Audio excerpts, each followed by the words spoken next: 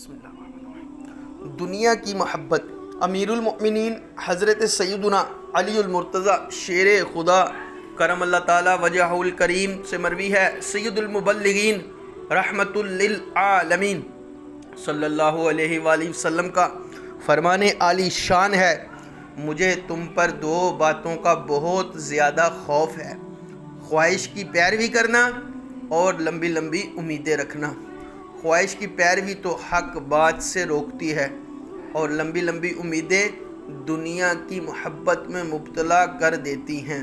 یاد رکھو بے شک اللہ پاک اسے بھی دنیا عطا فرماتا ہے جس سے محبت کرتا ہے، اور اسے بھی دیتا ہے جسے ناپسند کرتا ہے، مگر جب وہ کسی بندے سے محبت فرماتا ہے تو اسے ایمان کی دولت عطا فرماتا ہے۔